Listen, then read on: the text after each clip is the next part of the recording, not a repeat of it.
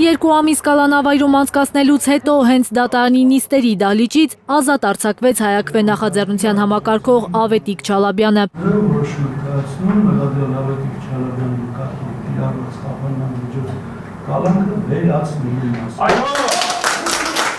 Երևանի առաջին ընդհանուր իրավասության քրեական դատարանի դատավոր Դավիթ Բալայանը բավարարեց պաշտպանական կողմի միջնորդությունը, որոշելով վերացնել Չալաբյանի կալանքն առանց որևէ այլ խափանման միջոցի կիրառման։ Փաստաբաններն առաջարկել էին կիրառել մինչև 15 միլիոն դրամ գրավ, սակայն դատարանն անգամ դրա անհրաժեշտությունը չտեսավ։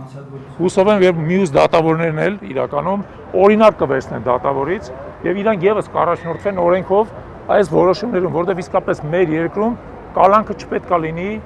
պատժի եւ նաեւ խոշտանգման միջոց։ Դատարանի բակում Հայաքվեի համակարգողին աջակիցներն էին սպասում ազատություն քաղբանտարկյալ Ավետիք Չալաբյանին գրություններով։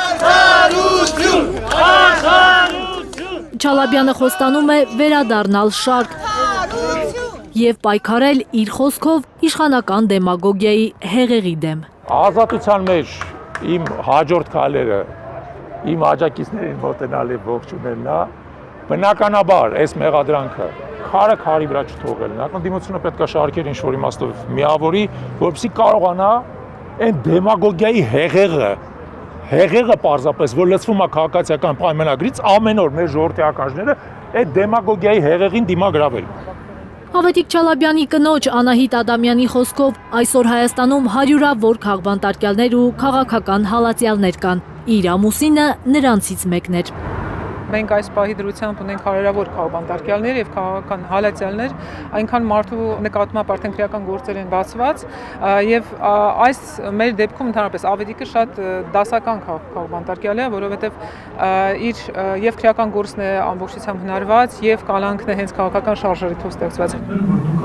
Ավետիք Չալաբյանը կալանավորվել էր հունիսի 24-ին իր տանը խուզարկությունից հետո։ Նրան մեղադրանք էր առաջադրվել ընտրողների ընտրական իրավունքը խոչընդոտելու նախապատրաստության հոդվածով, ինչը պաշտպանական կողմը միանշանակ գնահատում էր որպես շինծու քաղաքական հետապնդում։ Զարուհի Սահակյան, Նորայր Շարբաթյան և Գագիկ Տեր-Ղազարյան, Հայլուր։